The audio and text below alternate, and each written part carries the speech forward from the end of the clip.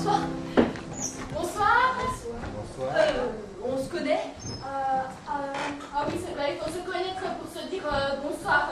Pardonnez-moi. Ah, je suis vraiment navrée, on n'a plus l'habitude de saluer avec cet individualisme qui nous bouffe. C'est bien vrai. Même un jour, je me suis dit, on a le droit de saluer que les gens qu'on connaît. Mais les gens qu'on connaît, il a bien fallu un jour les saluer pour les connaître. Ah, bien d'accord, mais supposons que nous décidions d'un commun accord de nous saluer désormais dès que nous nous croiserons. Est-ce que nous nous connaîtrons pour autant?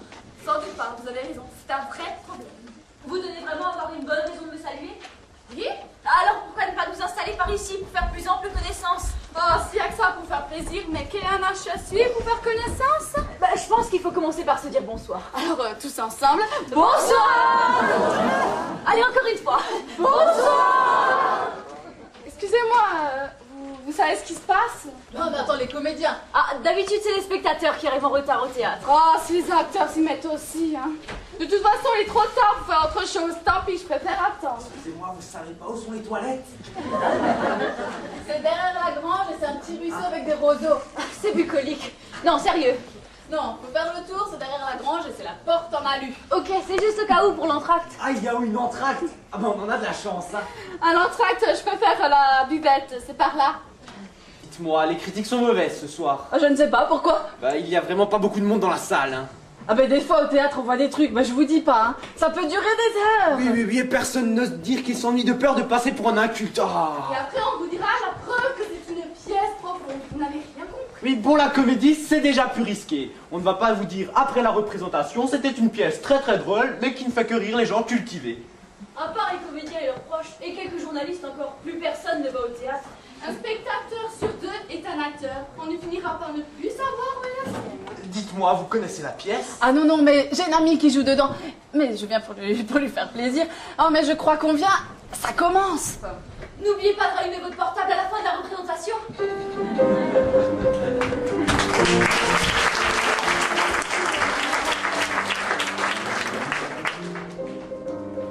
Annie, tu sais ce qui m'arrive? Bah non, je sais pas, non. Je vais faire du théâtre. Je vais jouer dans une pièce d'avant-garde, ça s'appelle Vin rouge dans la Voie lactée. Oh, bah c'est franchement bon comme titre. Ah, et en plus, c'est réalisé par un metteur en scène super branché, hein. Renaud Spielstraffen. Bah, tu connais. Pas du tout. Mais si, la nana, il a monté à mettre. Je vais pas trop m'habiller tout en noir et cagoulé. Vous pouvez bouger que les dents. Ah oui, je me souviens, dans la salle, tous les soirs, une dizaine de crises de nerfs. Ouais, c'est ça. Je savais pas que t'étais comédienne. Ah, moi non plus, hein. L'Institut de Romano. Alors, lui, il veut que les comédiens ne soient pas comédiens, les musiciens pas musiciens, et l'auteur illettré. Ah, ça, c'est du théâtre. Le principe, tu comprends, c'est de rassurer le spectateur. Parce que celui qui voit un comédien jouer comme une savate, il va se dire, je peux en faire autant. Et Romano pense qu'une savate est toujours proche de l'autre savate. Pour les décors et les costumes, ça va se passer comment? Je t'arrête, c'est du théâtre nouveau. Alors, tout ce qui est décor, costume, texte, acteur pro, lumière, c'est totalement dépassé. Alors, c'est le théâtre minimaliste qui est à la mode. Si les comédiens ne sont pas des comédiens, les musiciens pas des musiciens, l'idéal serait que les spectateurs ne soient pas des spectateurs. Et voilà, t'as tout compris. Hein. C'est pour ça que dans notre théâtre, chacun fera ce qu'il voudra. Bien sûr, on va regarder la pièce, hein. Il y aura aussi des jeux à exposition. Des shows, wow, ça c'est du théâtre. Et pour ceux qui aiment pas le ping-pong ou le baby-foot, on va faire de la céramique, du macramé et même du scrapbook. Oh, du scrapbooking. Et c'est pas tout, hein. Pour mieux sentir la décadence d'une époque, dans toute la salle, ça va puer. Ah, j'en reviens pas parce que là il y a du pour mais il y a du contre. Hein. Mais attends, on peut pas être pour. Réfléchis. Une pièce débile, jouée minablement dans un théâtre qui pue dans des tables de ping-pong.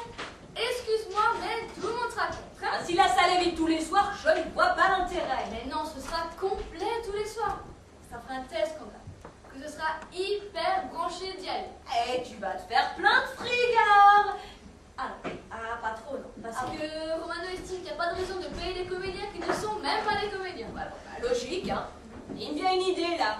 Et si on ne voyait pas les comédiens? Justement, il en est question en scénario. Dans la première scène, machine maudite, je joue dans une machine à laver qui tourne.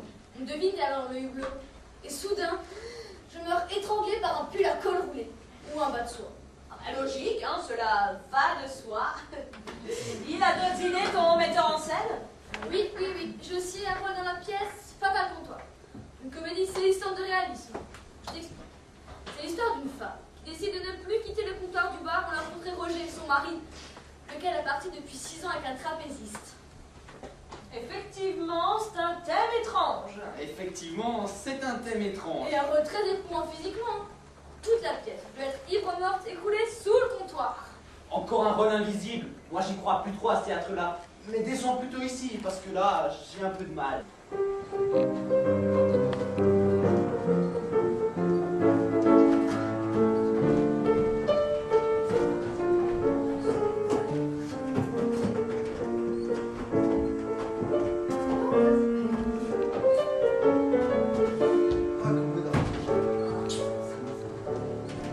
Dans le théâtre contemporain, il ne se passe rien, involontairement. Tandis que pour notre metteur en scène, c'est voulu. Ben, s'il ne se passe rien, si on ne voit rien, c'est comment dire la présence par l'absence. Oui, on peut être présent par le corps, mais absent par l'esprit. Le corps peut être absent et l'esprit terriblement présent. Bon, prenons l'exemple de rencontre ou de séparation. Toute rencontre, toute séparation, c'est la découverte de l'autre sous un aspect qu'on ignorait. Ouais, doucement là.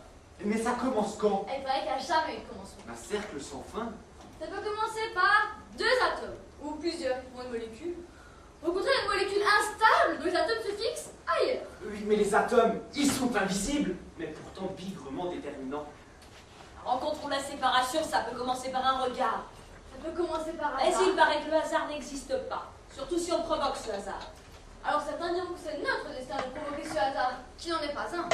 Tout peut commencer dans un lit. Le lit est le début et la fin d'une rencontre. Le lit est le début et la fin de la vie. Mais alors, entre rencontre et séparation, quelle est la question? Choisir son moment ou ne pas le choisir? Non, choisir sa rencontre ou ne pas la choisir, telle est la question. C'est vrai, dans un lit, on peut naître, se reposer, dormir, aimer, mourir. Là est l'embarras. Bon, assez philosophé. Commençons maintenant, nous n'avons plus le choix.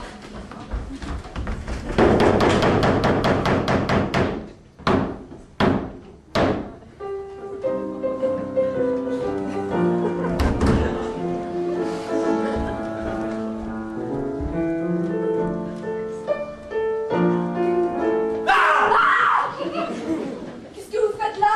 Et vous? On est où? Aucune idée. Vous savez au moins comment vous vous appelez, non? Et vous? Il doit y avoir un nom cousu sur une petite étiquette à l'intérieur de votre pyjama. Faites voir.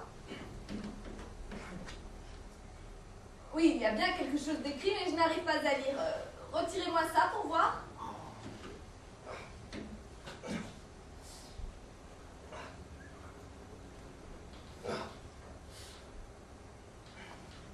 Adam. Comme la brosse? Ah bah non, comme le prénom. Vous êtes pressé? Non, c'est rien. J'ai rêvé qu'on m'arrachait une côte et j'ai dû m'en refaire une en tombant du lit. Et vous? Non, moi ça va. Vous avez peut-être votre nom aussi cousu sur l'étiquette? Ouais, bah, on verra ça plus tard, hein. C'est pas déjà vu. J'ai l'impression qu'on se connaît, alors je sais pas. Dans vos rêves, peut-être. Bon, qu'est-ce qu'on fait? Oh, rien, sans doute une côte aussi froissée. Une épidémie, sans doute. On est obligé de faire quelque chose. Moi, j'ai horreur de rester inactif. Bon, bah, moi je me recouche, hein. C'est la seule chose à faire. C'est peut-être un cauchemar. Vous verrez, quand on se réveillera demain, ça ira mieux. Non, ce sera pire. Vous avez un côté préféré? Non, moi ça va. Tant mieux, jamais autant. Je vais reprendre celui-là, alors. Hein. On prend vite ses petites habitudes, hein. Je peux éteindre? J'aurais bien eu un peu de théâtre qui parle de rencontre et de séparation. On nous montre que toute séparation est contenue en germe dans chaque rencontre, mais je n'ai même pas le texte de la pièce. Et puis, allons-nous encore longtemps faire semblant de dormir en croyant que nous rêvons? Moi, je ne sais même pas si je suis réveillé ou si vous êtes là dans mon rêve. D'ailleurs, j'ai l'impression qu'on se connaît, je connais toujours pas votre prénom, j'aimerais pourtant bien le savoir. Bah, regardez dans ma chemise. Quoi, comme ça? Mais là, au col, comme chez vous. Ah oui, il y a bien quelque chose, mais moi, j'arrive pas à lire. Je pense qu'il faudra le retirer.